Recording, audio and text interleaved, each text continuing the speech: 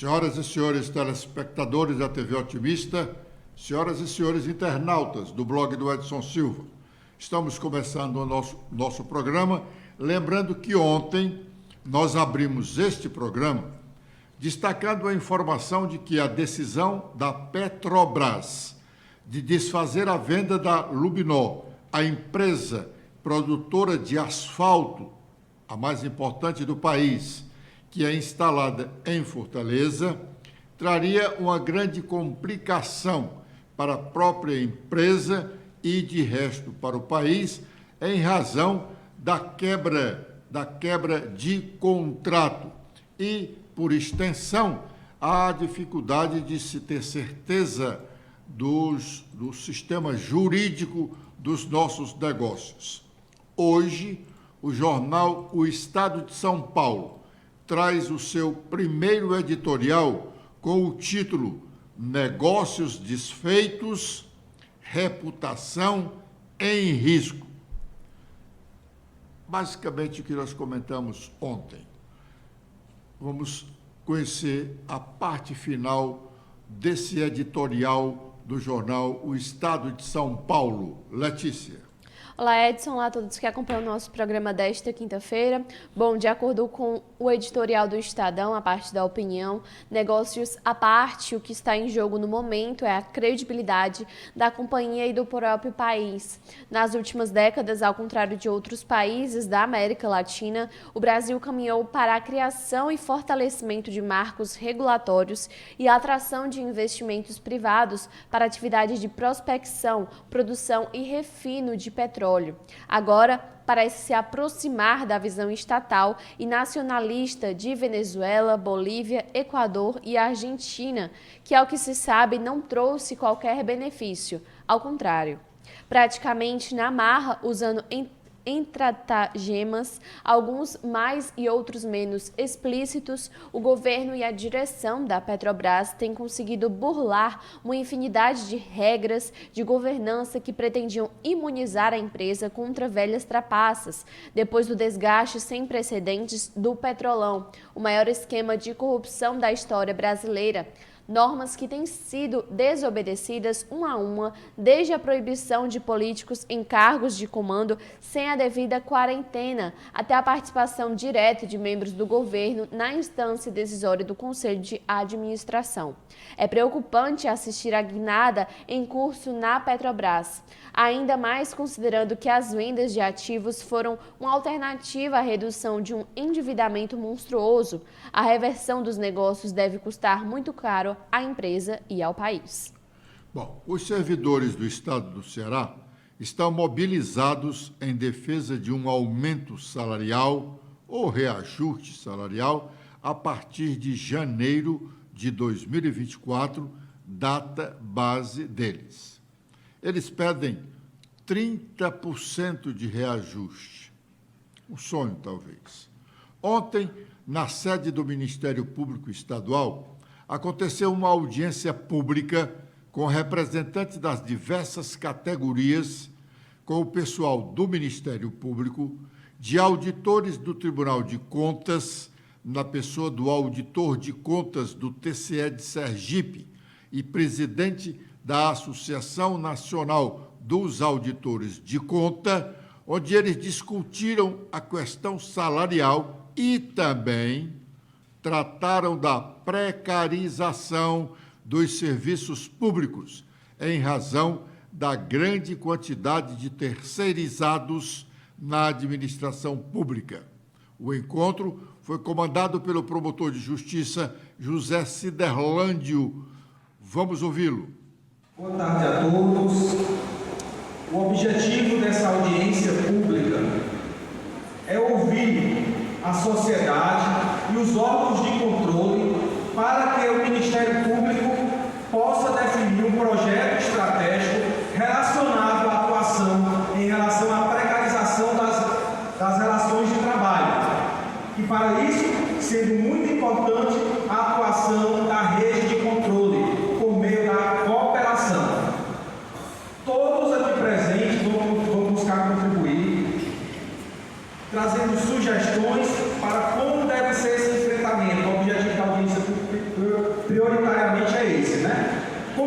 temos um dos presentes que vai ter uma reunião com o governador do estado às 15h, eu gostaria já de oportunizar a palavra ao doutor Ismar Viana, que é presidente da Associação Nacional dos Auditores de Contas, para que ele possa trazer a sua contribuição com essa visão nacional sobre a precarização das relações de trabalho, e assim ele vai dispor de 20 minutos para tratar da sua abordagem. Doutor Ismar Viana, seja bem-vindo ao Ministério Público do Ceará, esteja à disposição, nós estamos à disposição, pode ficar à vontade. Bom, o presidente da Associação Nacional dos Auditores, o auditor Ismar Viana, tinha realmente uma audiência com o governador Eumano de Souza e foi o primeiro a falar. Ele condenou esse excesso de contratação terceirizada, de terceirizados na administração pública, e diz que ela é a causadora da má prestação de serviços que o poder público presta aos brasileiros. Bom, ele, antes de falar com o governador, ele nos concedeu uma entrevista. Vamos ouvi-lo.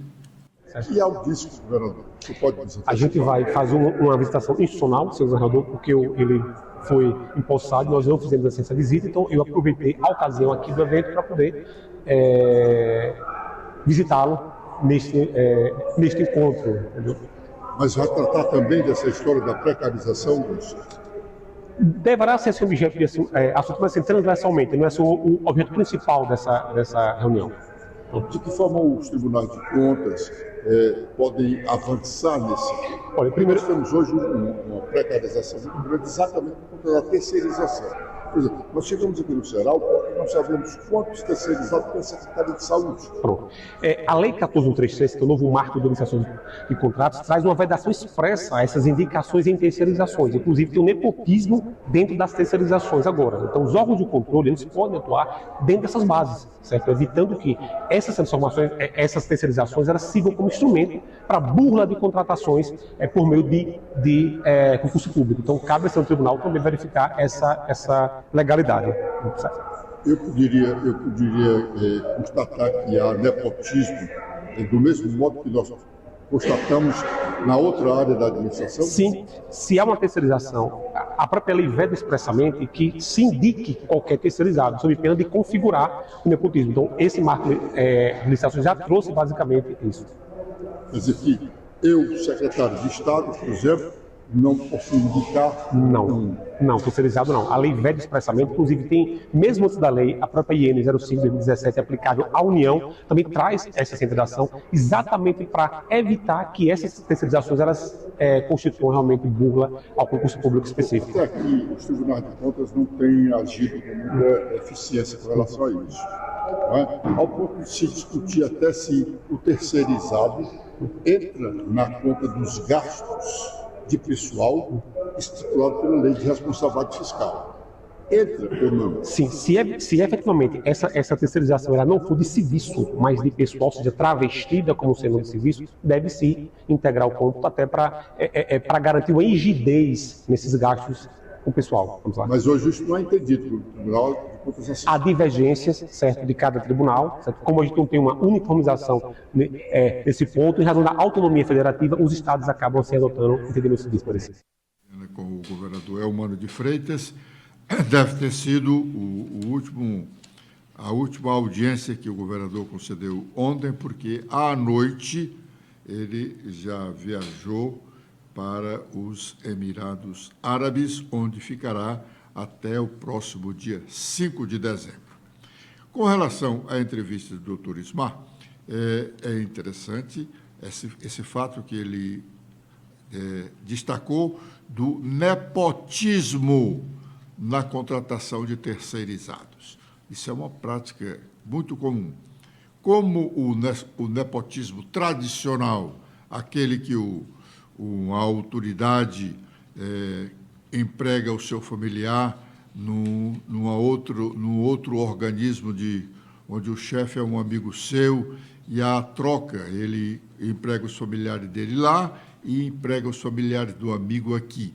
Já está muito visada a história da contratação de terceirizados, aí sim, se incluía os familiares e se estipula até a remuneração dele, porque tem prestador de serviço que recebe até R$10.000, e no serviço público tradicional, esse salário, esse valor é difícil. São poucas as pessoas que percebem esse valor. Mas com relação ao aumento dos servidores, é bom lembrar que neste ano de 2023, o governador Eumano só mandou para a Assembleia Legislativa uma mensagem tratando de reajuste dos servidores em maio, embora os efeitos da majoração, do reajuste, tenham ocorrido a partir de janeiro. Ele mandou a mensagem, mas com efeito retroativo. Ele não mandou antes porque o erário não tinha condições de pagar o aumento. E o aumento, o reajuste, foi de apenas deste ano, foi de apenas 5,8%, em duas prestações. A primeira prestação, retroativa a janeiro, 3%, e os 2,8% restantes foram pagos em agosto. Sem dúvida, já informamos aqui inúmeras vezes, o erário estadual não está bem das pernas e, por conseguinte, o governador não vai poder atender nem um terço do percentual reivindicado pelos servidores e pode até utilizar a mesma estratégia deste ano em dividir aí uns 5% ou 6% de reajuste em 2 ou 3 prestações. Vamos aguardar para ver o que é que nós vamos ter. Fazemos o nosso primeiro intervalo e já estaremos de volta com a sequência do nosso programa.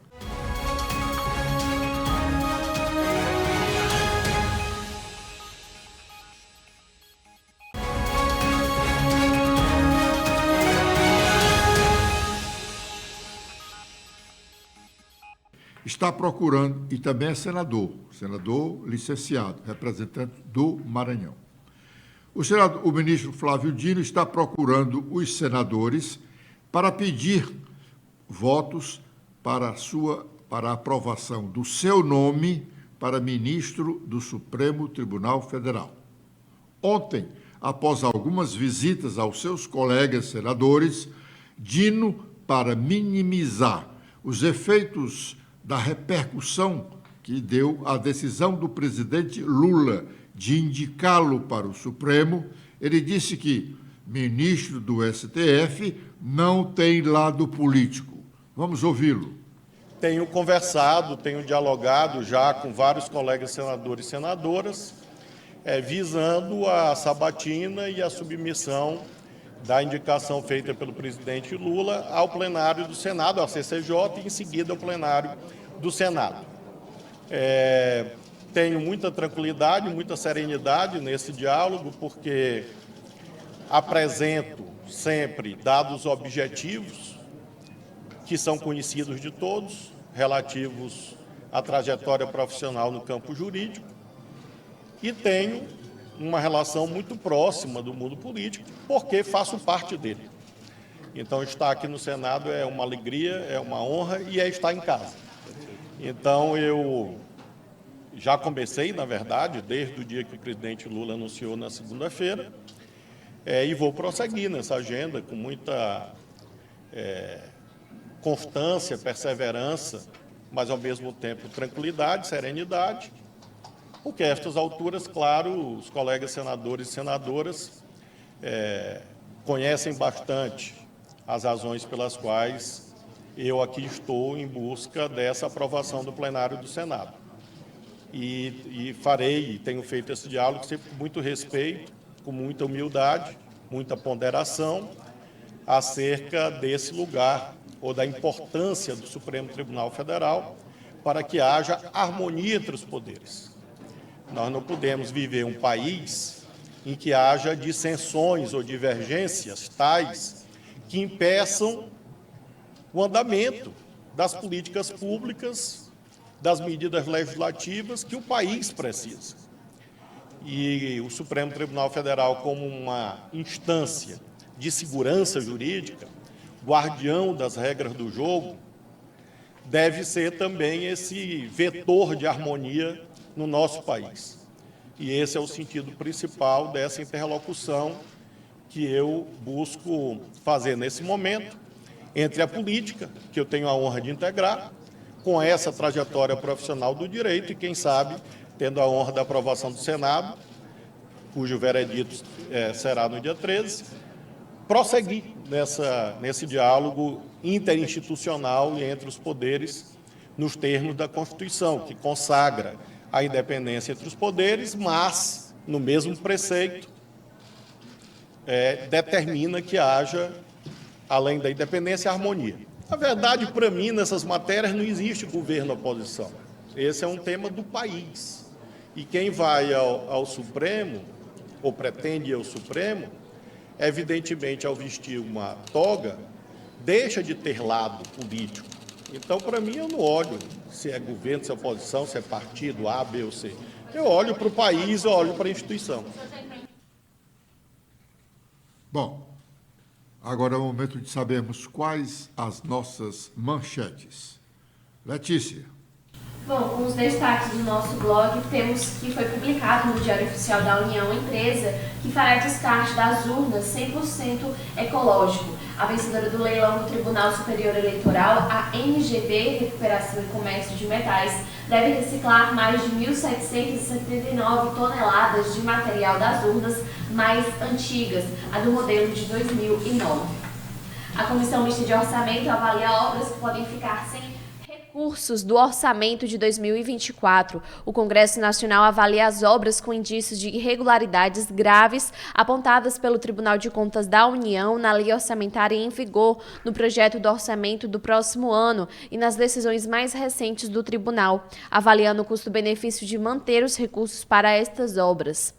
Novas eleições para vereadores na Câmara Municipal de Alto Santo são confirmadas pela Justiça Eleitoral, que acontecerá no próximo domingo, dia 3 de dezembro. Essas novas eleições ocorrerão neste domingo, conforme determinação do Tribunal Regional Eleitoral aqui do Ceará. Essa medida resultou na anulação de mais da metade dos votos válidos para os cargos na cidade, correspondendo a 57% do total na determinação pelo TRE. Também temos que deputados voltam a defender medidas para redução dos impactos do El Niño aqui no Ceará. Deputados da Alesse voltaram a demonstrar a preocupação com essas projeções do El Niño no ano que vem. E com 34 votos favoráveis, os deputados aprovam o programa Vai e Vem em votação unânime. O texto original foi aprovado com registro de 26 votos presenciais e 8 pela plataforma virtual. Agora com os destaques nacionais, iniciando pelo O Globo, temos em principal destaque sobre o acusado por ex-assessores Janones e as críticas às supostas rachadinhas da família do ex-presidente Jair Bolsonaro. Também temos que desemprego recua em outubro e o número de ocupados chega a 100 milhões pela primeira vez. E também temos agora com as últimas da Folha de São Paulo que crime organizado já alcança mais da metade da Amazônia. Segundo o relatório, 59% da população local convive com facções e mortes violentas foram 45% mais altas que no resto do país. Também temos que decisão do STF sobre punição à imprensa usa termos vagos e pode ser uma arma para a censura. Bom, agora é o momento de fazermos o nosso segundo intervalo e já estaremos de volta com a última parte do nosso programa.